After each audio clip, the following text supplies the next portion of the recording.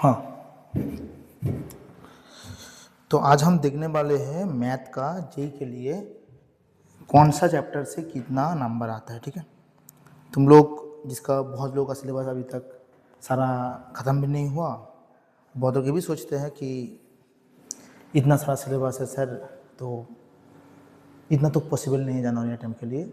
तो ऐसा कुछ चाहिए ताकि हम लोग ये समझ पाए कि कौन कौन सा चैप्टर इंपॉर्टेंट है जो करने के बाद हम लोग का जेई में लगभग मैथ में हम 10 to 15 क्वेश्चन हम लोग अटेम्प्ट कर पाए, हम लोग 15 क्वेश्चन का सिलेबस कवर अप हो जाए। तो आज हम इसीलिए बना रहे हैं, इसमें हम लोग जेई का जितना भी चैप्टर है मैथ का सिलेबस का, उस हर एक चैप्टर का अप्रोक्स वेटेज देखेंगे, मतलब उस चैप्टर से कितना क्वेश्चन अप्रोक्सीमेटली आता है। आप लोगों को एक मोटा मोटा करके अंदाज़ा मिल जाएगा कि कौन कौन से चैप्टर करने पे आपका जो टारगेट है मैथ का। किसी का टारगेट है सर 10 क्वेश्चन बन जाए, किसी का 15 क्वेश्चन बन जाए, किसी का भाई 20 क्वेश्चन बन जाए, या ऐसा चैप्टर छोड़ दो। खैर 20 क्वेश्चन की बात जब होगा तब तो पूरा सिलेबस ही करना है। अगर मोटा मोटा करके 15 क्वेश्चन आपका टारगेट है तो आप यहाँ से चैप्टर चुन पाएंगे। ठीक है, और हम लोग सारा चैप्टर का पहले देख लेते हैं, उसके बाद हम लोग बाकी चीज़ देखेंगे। तो जो मेरा पर्सनल ओपिनियन है वो है कि अब लोग अभी प्री बोर्ड भी है, लाइक थिंक किसी का नवंबर एंड या दिसंबर फर्स्ट वीक सेकेंड वीक से सबका प्री बोर्ड तो स्टार्ट होगा ही, अब कहीं से भी हो इंडिया में।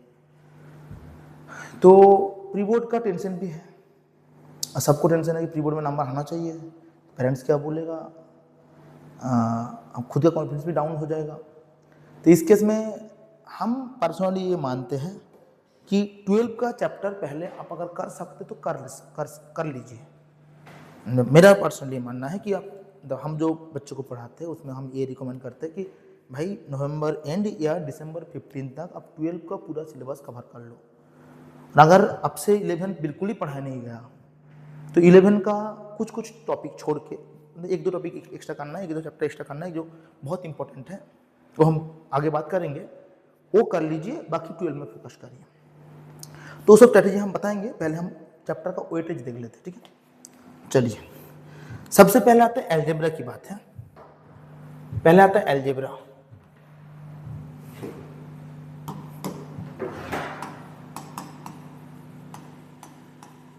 ठीक है, अलजेब्रा 25 में जो देखा गया है सबसे ज़्यादा वेटेज रखता है math, in case of JEE main में सबसे ज़्यादा वेटेज 25 में अलजेब्रा रखा है। ओवरऑल अलजेब्रा में आप मान के चल सकते हो कि 10 से 12 क्वेश्चन तो आएगा ही आएगा। 25 क्वेश्चन में अलजेब्रा से ही 10 से 12 क्वेश्चन आएगा। अब अलजेब्रा में कौन कौन है? पहला टॉपिक है आपका सेट एंड रिलेशन। इससे कितना क्वेश्चन आया है सर? इससे आया आप मान के चलो 21। ओके, इससे 21 क्वेश्चन आया है, 25 की बात कर रहे हैं। ठीक है, उसके साथ साथ अब कनेक्टेड चैप्टर है वो है फंक्शन। फंक्शन में कितना क्वेश्चन आया सर? फंक्शन से आया आपका 16, तो कितना हो गया सर? 37। ओके, 37 क्वेश्चन ये दो चैप्टर मिला के आया है। कितना शिफ्ट है हमारे पास? जनवरी में 10 शिफ्ट और अप्रैल में 10 शिफ्ट, मतलब कितना हो गया? 20 शिफ्ट। ओके, तो ऑन एन एवरेज मान सकते हो कि 1 से 2 क्वेश्चन तो आया है, मतलब आपके 1 क्वेश्चन तो आ ही जाएगा, इतना तो गारंटी है। 2 क्वेश्चन भी आ सकता है। ठीक है, तो 1 to 2 क्वेश्चन, ठीक है, ये तो आएगा। ठीक है, ये 2 चैप्टर करने से आ जाएगा आपका। ठीक है, अब किसी को ये 2 चैप्टर आसान लग सकता है तो वो बिल्कुल करेगा। ठीक है ना,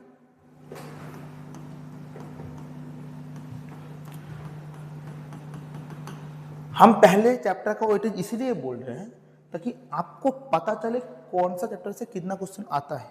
और बहुत लोगों को अलजेब्रा अच्छा लगता है, बहुत लोगों को कैलकुलस अच्छा लगता है, बहुत लोगों को पर्टिकुलर टॉपिक अच्छा लगता है, पर्टिकुलर चैप्टर अच्छा लगता है। तो उसी अकॉर्डिंग वो खुद के स्ट्रेंथ के अकॉर्डिंग उसको क्या अच्छा लगता है, वो जेईई मेन क्वेश्चन उसको कितना अच्छे से बनता है वो चैप्टर का, उसके बेस पे वो चैप्टर चुन पाए। तो इसमें बात करेंगे, पहले देख लेते हैं चैप्टर वाइज वेटेज कितना है, इसीलिए हम पहले वेटेज बताते हैं, बाकी उसके बाद तो बात होते रहेगा। है ना। चलिए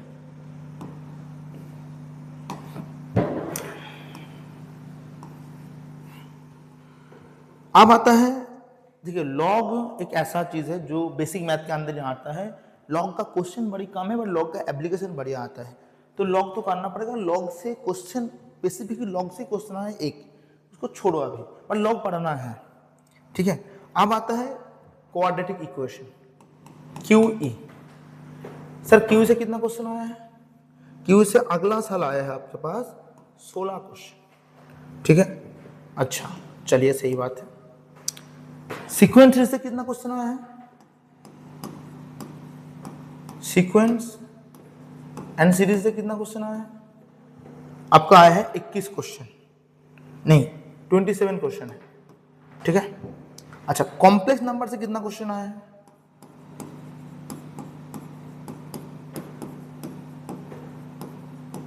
कॉम्प्लेक्स नंबर से आपका क्वेश्चन आया है टोटल 19 क्वेश्चन। हम जनवरी अप्रैल मिला के जो 25 में जितना भी शिफ्ट हुआ 20 शिफ्ट में मिला की बात कर रहे हैं। मतलब हम ये बोल सकते हैं कि तीनों चैप्टर अच्छे से किया जाए तो ऑन एवरेज 3 क्वेश्चन आपके पास आ जाएगा। कितना हुआ टोटल? टोटल है आपके पास 13 13 9 22, अच्छा 62 क्वेश्चन देख लीजिए तो, हाँ 62 है ना, हाँ 62 क्वेश्चन। मतलब ऑन एवरेज आप मान सकते हैं 3 क्वेश्चन पर शिफ्ट, 3 क्वेश्चन पर शिफ्ट, इतना आप मान सकते हैं।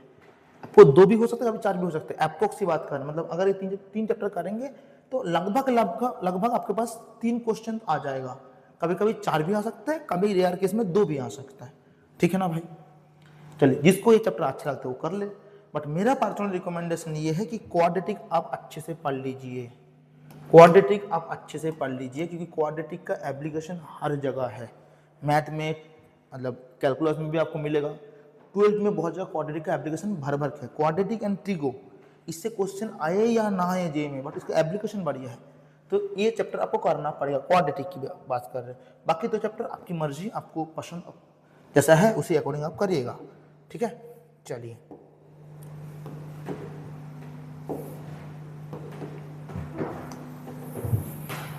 आपका सेकेंड पोर्शन गया अलजेब्रा का।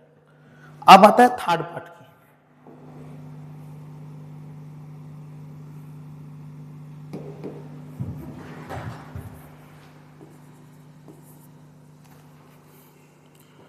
बाइनोमियल थ्योरी,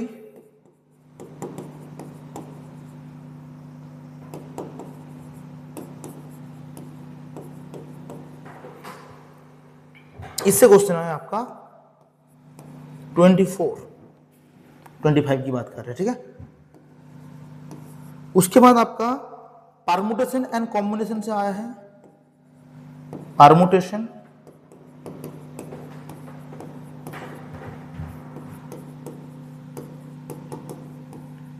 कॉम्बिनेशन से आया है आपका 21, और जो प्रोबेबिलिटी है,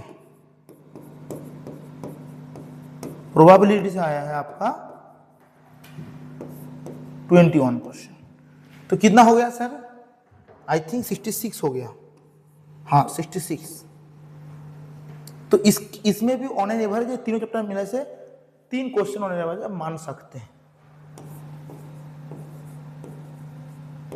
3 क्वेश्चन पर शिफ्ट आप मान के चल सकते हैं, ठीक है। कभी कभी 4 भी आ सकते हैं, कभी कभी 2 आ सकता है, वो रेयर केस है। अब 3 क्वेश्चन मान के चलिए, ठीक है ना। ये आपका बाइनोमियल आपका 11 का पोर्शन है, पीएनसी भी 11 का, प्रोबेबिलिटी आपका 12 का पोर्शन है। तो प्रोबेबिलिटी तो पढ़ ही रहे हैं, तो बाइनोमियल पीएनसी अगर पढ़ लेंगे तो आपको 3 क्वेश्चन लगभग आ जाएगा। हम इसीलिए सेक्शन वाइज कर रहे हैं क्योंकि ये तीनों चैप्टर लगभग कनेक्टेड भी है। उसके साथ साथ कभी कभी बाइनोमियल से 1 क्वेश्चन भी ना आए, कभी 2 आ जाए, कभी कभी पीएनसी से 1 क्वेश्चन ना आए, कभी 2 आ जाए। तो ये जो रैंडमनेस है वो थोड़ा सा गिर जाता है जब आप 3 चैप्टर का पेयर करके चलेंगे। अब 3 चैप्टर का पेयर करेंगे ना, तो पेयर में तीनों में से कोई ना कोई तो 2 या 3 आ जाएगा, ऐसी बात है। अगर आप पर्टिकुलर टॉपिक चुनेंगे तो मुश्किल होगा इस केस में, ठीक है ना। हाँ चलिए यहां तक ठीक है। चलो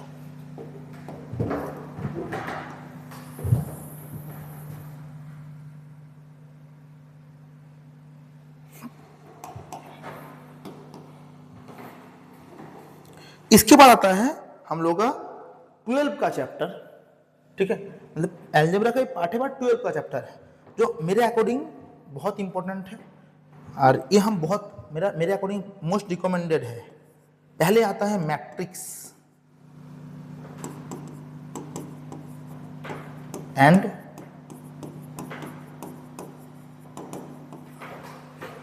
डिटर्मिनेंट्स, ठीक है। इससे कितना क्वेश्चन आया सर? इससे क्वेश्चन आया है आपका 34 क्वेश्चन आया है इससे, ओके। अच्छा ठीक है। वेक्टर से वेक्टर अलजेब्रा, इससे कितना क्वेश्चन आया सर? इससे आपका क्वेश्चन आया है 23। बढ़िया बात है। 3D वेक्टर,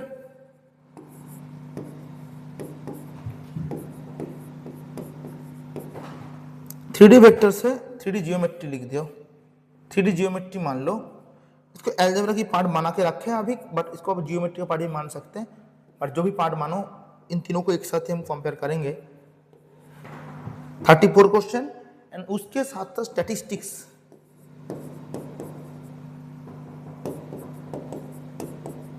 आपका स्टैटिस्टिक्स से क्वेश्चन आया है आपका 8 क्वेश्चन। मिला के कितना हो गया सर? काउंट करिए यार। 68, 91, 99, हाँ 99 क्वेश्चन।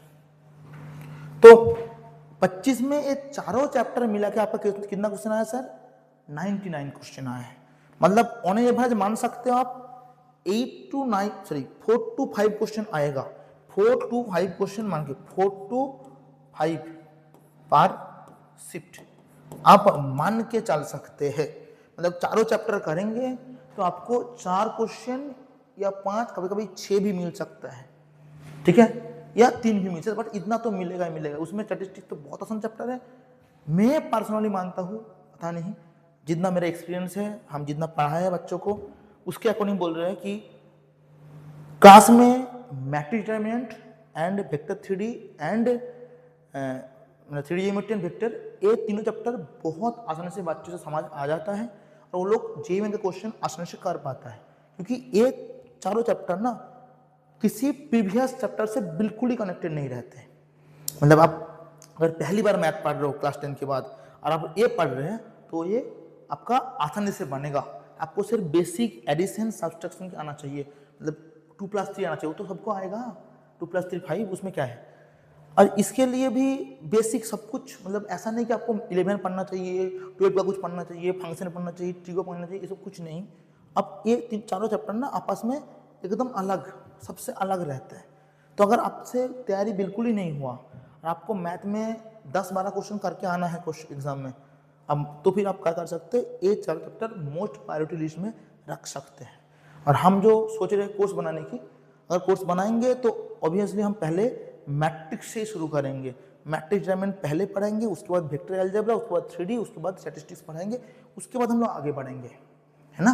और दूसरी बात यह कि ये तीनों चैप्टर आपका 12 की पार्ट है, ऊपर का तीनों चैप्टर आपका 12 की पार्ट है। तो अगर आप अभी इसको पढ़ना शुरू करेंगे तो आपको प्री बोर्ड में भी, मतलब बोर्ड में भी इससे अच्छा खासा नंबर आता है, तो अच्छे खासे बोर्ड का तैयारी भी इससे आपका बन जाएगा, ठीक है ना। चलिए, ये आपका गया अलजेब्रा। अच्छा, एक बात देखिए तो अलजेब्रा से कितना क्वेश्चन आया टोटल, देख लीजिए। आपका 37, 62, मतलब ये दोनों मिला के आपका 128 हो गया। 128 एंड 7 135 एंड 30 165 एंड 99, मतलब 165 एंड 99 कितना होता है? 264। मतलब 264 आया कितना शिफ्ट में सर? 20 शिफ्ट में। तो कितना क्वेश्चन हो रहा है? 13 क्वेश्चन अप्रोक्स। मतलब इसके अकॉर्डिंग टू डाटा अगर हम देखा जाए तो अब अगर 3D को हम लोग जियोमेट्री का पार्ट ना मान के अलजेब्रा की पार्ट माने तो आप मान के चल सकते हैं। कितना क्वेश्चन आया सर? अब मान के चलिए आपका कितना क्वेश्चन आया? 13 क्वेश्चन पर शिफ्ट इन 2025, ठीक है। तो हम ये मान सकते हैं, अगर इतना किसी को मन किया कि ये सारा चैप्टर हम कर ले सर, तो आपका 100%, अगर ये सारा चैप्टर आप कर लेंगे तो 100% 10 क्वेश्चन आप कर ही लेंगे, इतना हम गारंटी दे सकते हैं। अगर ये सारा चैप्टर आप कर लेंगे अच्छे से तो 10 क्वेश्चन आपसे बन जाएगा जेई में, मतलब 10 क्वेश्चन का सिलेबस आप कवर हो जाएगा। आप मैथ में तो कॉन्फर्म बोल नहीं सकते, कभी कभी डिफिकल्ट क्वेश्चन आते हैं, मतलब अगर ये चैप्टर आप पढ़ लेंगे तो 10 से 12, 13, 14 क्वेश्चन का आप तैयारी कर चुके हैं। अगर आप 12-13 चैप्टर क्वेश्चन आया इससे, तो अगर आप सही से पढ़ेंगे तो 10 क्वेश्चन कर लेंगे, तो 10 क्वेश्चन तो आपका सही से ही बन जाएगा। तो अगर आप डिफिकल्ट क्वेश्चन और ज़्यादा हो गया, इसको बहुत अच्छे से पढ़े हैं तो 8 क्वेश्चन 100% सही होकर रहेगा, तो वो आपके ऊपर डिपेंड करेगा। बट अगर ये चैप्टर आप करेंगे तो आपका कॉपी में कॉमन क्वेश्चन, मतलब टॉपिक वाइज कॉमन क्वेश्चन, जो सेम टॉपिक, जो टॉपिक आप पढ़े उसी अकॉर्डिंग आएगा, ऐसा क्वेश्चन आपका 12 बन जाएगा, 12, 13, कभी कभी 14, कभी कभी 11, 10, इतना कॉमन क्वेश्चन आपका आएगा जो कॉमन टॉपिक से होगा। आपको क्वेश्चन देख के मालूम चलेगा कि भाई वो क्वेश्चन कौन सा टॉपिक से, कौन सा चैप्टर का है। ओके, ये गया आपका अलजेब्रा की बात। चलिए, तो अगर 300 लेना है तो ले लीजिए, हम आगे बढ़ते हैं। ठीक है, ये गया आपका अलजेब्रा। चलिए, सही बात है। अब हम लोग जाएंगे ट्रिगो में। ठीक है,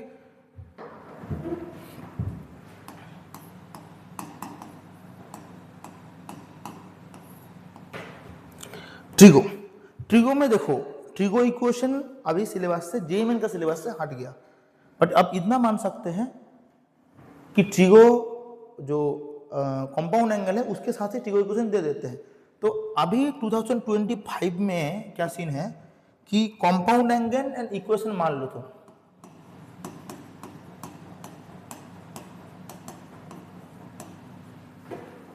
प्लस इक्वेशन, ये दोनों मिला के आपके पास कितना क्वेश्चन आया सर? ये दोनों मिला के आपके पास 6 क्वेश्चन आए।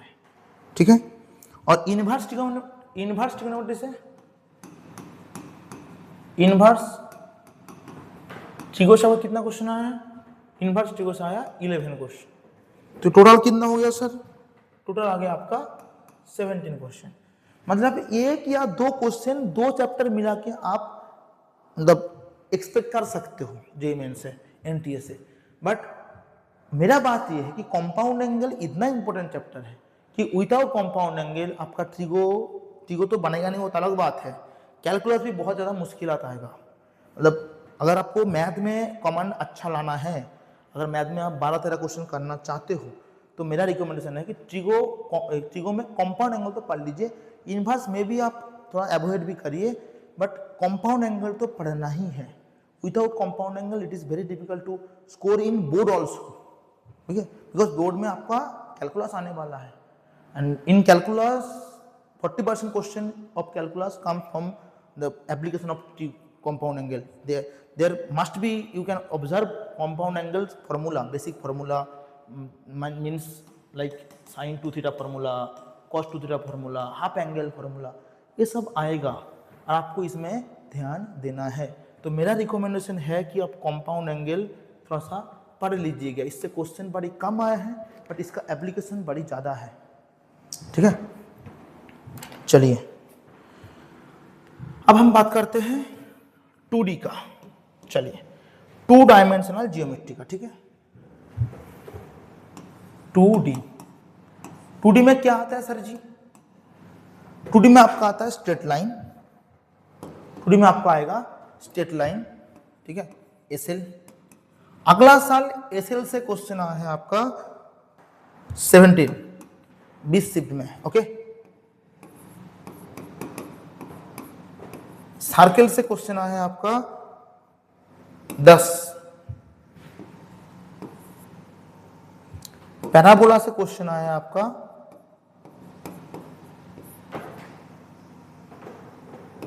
17। इलिप्स से क्वेश्चन आया है आपका 18 और हाइपरबोला से क्वेश्चन आया है आपका 9। टोटल क्वेश्चन आया है आपका, देख लीजिए तो कैड करके 27, 44 और 18 कितना होता है 62। ठीक है, 62 और 9 कितना हो गया 71, है ना। तो 71 क्वेश्चन आए। मतलब ऑन एन एवरेज आप मान सकते कि 3 क्वेश्चन तो आपका आ जाएगा, मतलब इतना चैप्टर करने पे, ठीक है ना।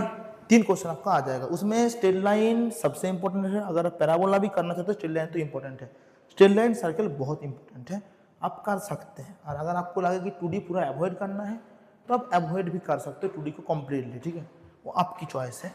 बहुत लोगों का 2D अच्छा नहीं लगता, मेरा पर्सनली 2D अच्छा लगता है, ठीक है, बट हम तो टीचर हैं मैथ का, जब हम जब स्टूडेंट थे तब हम 2D अच्छे पसंद करते थे, क्योंकि 2D का क्वेश्चन थोड़ा कैलकुलेशन हैवी तो है, बट आपको मतलब क्वेश्चन देखने के बाद रास्ता दिख जाता है, ये थोड़ा सा आसानी है। तो आपकी मर्जी, 2D आप कम्प्लीटली अवॉइड भी कर सकते हो या कम्प्लीटली कर भी सकते हो। ऑन एवरेज 2D से 3 क्वेश्चन पर शिफ्ट तो आ ही जाएगा, ठीक है, ये आपका 2D की बात है, आपकी चॉइस, ठीक है। चलिए सही बात है। अब हम लोग आते हैं कैलकुलस की बात। कैलकुलस में जो हम लोग जिससे डरते हैं, definite integration, indefinite integration, integration की बात जब होता है, तो अच्छी बात यह है कि 25 में डेफिनेट इंटीग्रेशन से थोड़ा सा क्वेश्चन कम आया है, डेफिनेट से आया है 23। नॉर्मली इतना डेफिनेट से 2 क्वेश्चन तो आता ही था, तो डेफिनेट का जो क्वेश्चन नंबर ऑफ क्वेश्चन जो गिर गया, लगभग 30% गिर गया, ठीक है ना। 24 में मान के चलो तुम 35 क्वेश्चन आया था उसके रेंज में, अभी आ गया 23, लगभग 35% गिर गया उसका, है ना। तो देखते हैं अगला साल क्या होगा, बट मेरा मानना है कि इस बार डेफिनेट इंटीग्रेशन से शायद क्वेश्चन ज़्यादा हो। देखते हैं आगे, चलो कैलकुलस की बात कर लेते हैं, ठीक है ना, यहाँ तक ठीक है। अगर 300 लेना है तो ले लो, आगे बढ़ते हैं, ठीक है। चलिए अब आता है कैलकुलस की बात।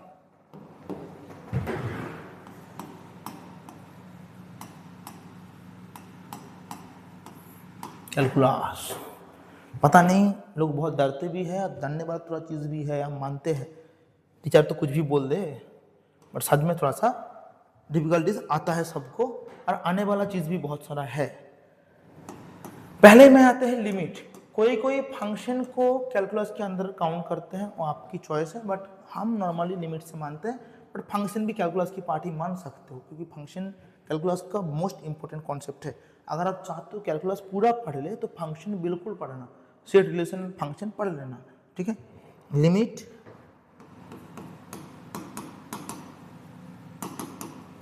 Continuity and differentiability.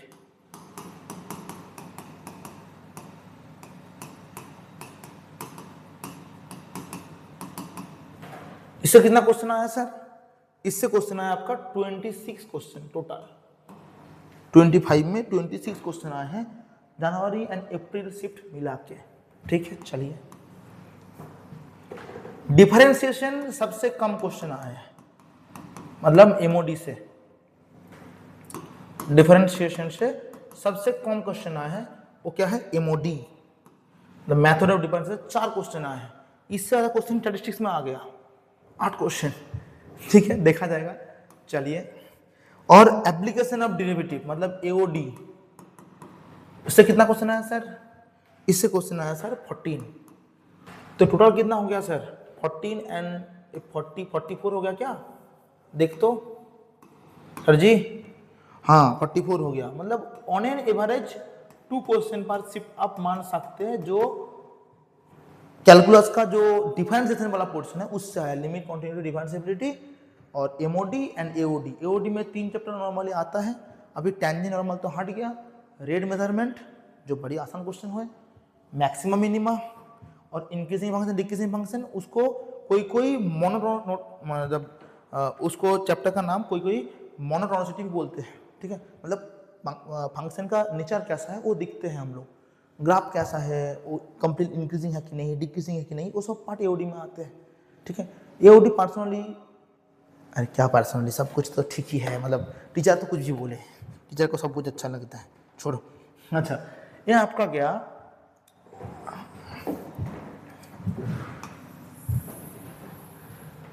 आपका इंटीग्रेशन की पहले पार्ट था कैलकुलस। अब आता है इंटीग्रेशन की बात। चलिए इंटीग्रेशन की बात चलते हैं। अब आएगा इंटीग्रेशन। एक है इंडिफिनिट इंटीग्रेशन,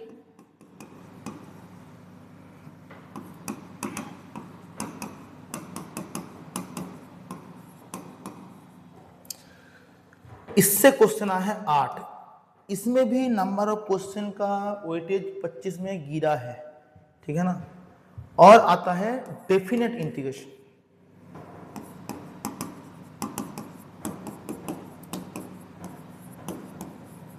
इसमें आए हैं 23 क्वेश्चन, है ना। हाँ, और एरिया अंडर द कर्व, पता नहीं इतना क्वेश्चन इस बार थोड़ा सा ज्यादा ही क्वेश्चन आया। एरिया अंडर द कर्व, इससे क्वेश्चन कितना आया 18। और डिफरेंशियल इक्वेशन डी से आपका क्वेश्चन आया है 21। तो कितना क्वेश्चन आ गया सर टोटल, देख लो यार, 70 दिख रहा है, देख तो 21, 18, 39 एंड 23, दिस 50, 62 एंड 8, 70, हाँ 70 क्वेश्चन। मतलब अब मान के चलो कि 3 क्वेश्चन पर शिफ्ट आपका आ जाएगा, ठीक है। एक करने पे पहले इसमें वेटेज ज्यादा था, पहले इसमें क्या होता था 3 क्वेश्चन नहीं, इसमें लगभग मान के चलो 4 to 5 क्वेश्चन इससे आता था। अब दिक्कत है कि डेफिनेट इंटीग्रेशन से क्वेश्चन वेटेज गिर गया और वो वेटेज बढ़ गया अलजेब्रा में, तो थोड़ा मुश्किल, मतलब ये थोड़ा प्रेडिक्ट करना मुश्किल है क्योंकि ये प्रेडिक्शन के बाहर जा रहा है धीरे धीरे। बट इतना मान के चलो कि अगर आप ऐसे पार्ट में करेंगे, जो पार्ट में कर दी, इसलिए हम बोलते कि चैप्टर मत पकड़ो, पार्ट को पकड़ो। अगर आप पार्ट को करेंगे इसमें कितना क्वेश्चन गिर जाएंगे, हम तो ऐसे ही कम लेके रखे हैं। एक्चुअली 3 क्वेश्चन के बारे में मतलब 60 क्वेश्चन आना चाहिए था, इससे 10 क्वेश्चन और कम हो जाएगा तो बहुत कम हो जाएगा। तो एग्जामिनर को देना तो पड़ेगा क्वेश्चन कहीं ना कहीं से। तो अगर आप पार्ट में करेंगे, जैसे मान लीजिए आप एक पूरा पार्ट कर लिए, तो आपको 3 से 4 क्वेश्चन तो आएगा ही आएगा है। बट अगर आप ऐसे करेंगे कि डेफिनेट इंटीग्रेशन आप शेयर करके चला गए, इनडिफिनेट करके चले गए, तो इनडिफिनेट में कभी कभी क्वेश्चन आया, कभी कभी नहीं आया। डेफिनेट में कभी कभी क्वेश्चन एक आया, कभी कभी 2 आया है, कभी कभी आया ही नहीं, कभी कभी 2 आ गया, तो ये तो मुश्किल होगा ना। तो बेहतर ये कि आप कोई चैप्टर को ना पकड़ के कोई पार्ट को पकड़े। और हम कोशिश किए, हम जो चैप्टर पार्ट बनाए हैं ना, ऐसे ही पार्ट बनाए जो आपस में कनेक्टेड है। आप देख सकते हैं, आपको दिखाते हैं। जैसे ये part set, relation and function, ये 2 चैप्टर, कोई 3 चैप्टर ही बोलते हैं इसको, ये 2 चैप्टर आपस में कनेक्टेड है। तो अगर आप पढ़ेंगे तो 2 चैप्टर पढ़ेंगे, उससे आपका लगभग 1 से 2 क्वेश्चन तो आएगा। ऐसा नहीं कि आप सेट पढ़ के छोड़ दिए, सेट से क्वेश्चन आए या ना आए, सेट प्लस रिलेशन से 21 क्वेश्चन आए हैं। बट इसका मतलब ये नहीं कि हमेशा 1 क्वेश्चन आएगा, कभी कभी ना भी आए, कभी फंक्शन से 2 आ गया, सेट से आया ही नहीं, ऐसा हो सकता है। तो आप कोशिश आप ये करिएगा कि कोई पार्ट को पकड़ा जाए, कोई पार्ट को किया जाए, ठीक है। जैसे मान लीजिए क्वाड्रेटिक एंड कॉम्प्लेक्स आपस में बहुत कनेक्टेड है, तो अगर क्वाड्रेटिक एंड कॉम्प्लेक्स कर लेंगे तो आपको 2 या 1 क्वेश्चन तो मिलेगा ही मिलेगा। अगर आप तीनों कर लेंगे तो 2 से 3 क्वेश्चन तो आपको मिलेगा, ये बात बोल रहे हैं। अगर आप सिर्फ और सिर्फ क्वाड्रेटिक करके बैठे हैं तो मे बी वहां से क्वेश्चन आया ही ना, आप फंस जाएंगे यार, तो लाख की बात है। बेहतर जितना हो सके वो जो चांसेस है ना आने की, वो कम करने का एक ही ऑप्शन है कि आप पार्ट में करिए, तीनों को एक साथ करिए। यहाँ पर पीएनसी एंड प्रोबेबिलिटी तो बहुत कनेक्टेड है, तो अगर आप दोनों करेंगे तो दोनों में 21 आया, मतलब दोनों मिला के 2 क्वेश्चन तो आ ही जाएगा आपका, ये बात चल रहा है। पीएनसी में ऐसे भी बहुत ज़्यादा वेटेज बढ़े हैं, पहले पीएनसी में इतना क्वेश्चन नहीं आ रहा था 24 तक, बट 25 में क्वेश्चन ज़्यादा आए हैं, लगभग 28% का इसका डेवलप मतलब ज़्यादा हुआ है क्वेश्चन 25 में। देखते हैं अगला साल क्या होगा। बट आप मान के चलिए अगर तीनों कर लेंगे तो आपका 3 क्वेश्चन तो आएगा, मिनिमम तो 2 क्वेश्चन आएगा, हम इसकी बात चल रहा है। हाँ, अगर ये चारों कर लेंगे तो उसी बात है कि 4 से 5 क्वेश्चन आपका आ जाएगा। तो मेरा रिकमेंडेशन है कि बेहतर ये होगा आप पार्ट में करिए। और एट द एंड हम ये बोलना चाहेंगे कि भाई 2-3 चैप्टर है जो आपको ध्यान में रखना है अगर मैथ में आप नंबर चाहते हो, क्योंकि 10 क्वेश्चन मैथ में अगर करेक्ट करके आते हो, मान के चलो कि आपका बढ़िया एग्जाम गया है मैथ में, ठीक है। मैथ में 10 क्वेश्चन जेई में ठीक ठाक माना जाता है। मतलब ठीक ठाक मतलब मान के चलो मैथ में अगर 97 या 98% हो ही जाएगा अगर 10 क्वेश्चन आप करके रखे हो, सही करके रखो, ऐसा नहीं करके आगे सही अगर हुआ तो, गलत भी कम हुआ नहीं तो नंबर गिर भी जाएगा। अगर आप 12 अटैम्प्ट किया तो उसमें 10 सही हो गया, उसमें आपको मैथ में मान के चलो आपका 40-50 नंबर आते हैं तो मैथ में बहुत अच्छा नंबर माना जाता है, ठीक है। क्योंकि फिजिक्स केमिस्ट्री नॉर्मली लोग करते हैं पहले, इनमें नॉर्मली मैथ करते हैं, तो मैथ में 40-50 number it's a good marks, ठीक है। अगर वो चाहते हैं आप तो इतना मान के चलिए कि आपको 2-3 चैप्टर का ध्यान रखना ही पड़ेगा। एक है क्वाड्रेटिक इक्वेशन, ये आपको करना चाहिए। दूसरी है कॉम्पाउंड एंगल। मेरा गला थोड़ा सा खराब है, उसके लिए सॉरी, थोड़ा सा वेदर चेंज हो रहा है इसलिए मेरा गला बैठ गया है, ऐसा गला नहीं है मेरा, जो भी है। तो कॉम्पाउंड एंगल मतलब जो ट्रिगो है वो आपको करना चाहिए, बाकी आपकी मर्जी, आप जैसे चाहे कर सकते हो। और जो हम क्लास में नॉर्मली बात करते हैं, हम वो बात ये करते हैं कि भाई आपके पास बहुत अच्छा मौका ये है, जो जिसका तैयारी बहुत ख़राब है और 12 में थोड़ा सा फोकस में पढ़े हो, बेसिक पढ़ के रखो 12, तो हम इतना रिकमेंड करेंगे मेरे अकॉर्डिंग आपको ये करना चाहिए कि आप ये चारों चैप्टर कर लीजिए जेई के लिए। स्टैटिस्टिक्स अगर 12 में नहीं है तो छोड़ो, ये तीनों कर लो, ये तीनों करके आपको 3 क्वेश्चन आ ही जाएगा, और तीनों 12 का पार्ट है तो बोर्ड का तैयारी भी हो जाएगा। उसके साथ साथ अगर आपको 11 भी नहीं पढ़े और सिर्फ 12 में थोड़ा बहुत पढ़े हो और आपको थोड़ा बहुत ट्रिगो पता है, मतलब ट्रिगो का जो फॉर्मूला उतना आता है, तो आप पूरा कैलकुलस कर सकते हो। मतलब मेरे अकॉर्डिंग पूरा कैलकुलस करेंगे तो आपको लगभग अब मान चलियो कि 5 से 8 क्वेश्चन तो आ ही जाएगा, ठीक है। डिपेंड करेगा, तो इससे मानो 5 लोएस्ट मान के चलो 5 आया, ओके, और इससे आया आपका मान के चलो आपका 3 आया, 4 आया, 5-4 9 क्वेश्चन हो जाएगा, और फंक्शन पढ़ लेना, इससे एक क्वेश्चन मतलब 10 क्वेश्चन का तैयारी भी हो जाएगा और बोर्ड भी अच्छे से हो जाएगा। मतलब हम लोएस्ट मान के चले हैं सर, 5 मान के चले हैं, 5, और इसमें भी हम लोएस्ट मान के चले हैं 4, इसमें भी हम लोएस्ट मान के चले हैं 1, मतलब 9 क्वेश्चन की बात कर रहे हैं। 9 से मान के चलो अब हाइस्ट कितना 2, 5 और वहां पर 8, 2, 5, 8 कितना 15, मतलब हम 9 से 15 क्वेश्चन की तैयारी की बात चल रहा है सर। उसमें आपका बोर्ड भी कवर हो जाएगा, बोर्ड का टेंशन भी नहीं। और मैथ में ऐसा सब्जेक्ट है जिसमें अगर आप जेई का अच्छी तैयारी करेंगे तो बोर्ड में हो ही जाएगा, क्योंकि मैथ में तो फिजिक्स जैसा प्रूफ तो है नहीं, आपको वहाँ पर भी क्वेश्चन सॉल्व भी करना है, यहाँ पर भी क्वेश्चन सॉल्व करना है। और बोर्ड की बात क्या है, जो टीचर बोलते हैं समझाने के लिए, बोर्ड में आपको लिखना होता है वो चीज़, बस इतना ही तो बोर्ड है मैथ का, तो इसमें इशू नहीं होगा।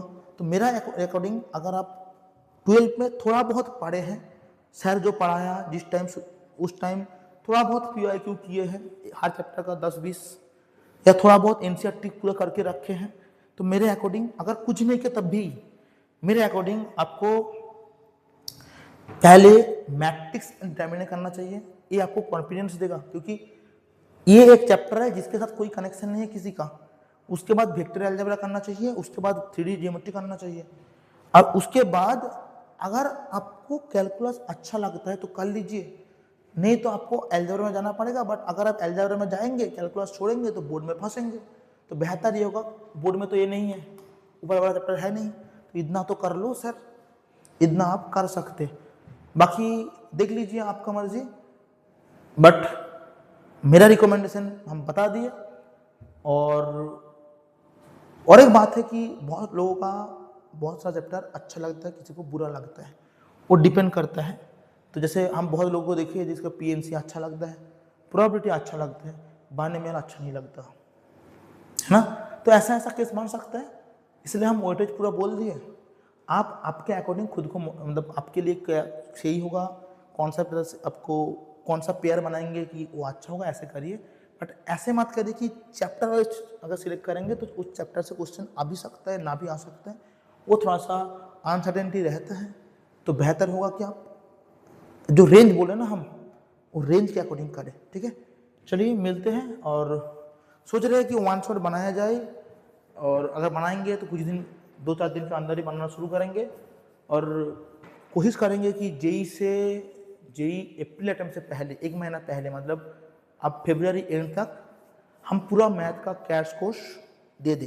क्रैश कोर्स में बेसिकली ये होगा, आप मान के चलो कि नॉर्मली क्या होता है, यूट्यूब में जेईमेन रहता है, जेईमेन का पीवाईक्यू या थ्योरी पढ़ाया जाता है।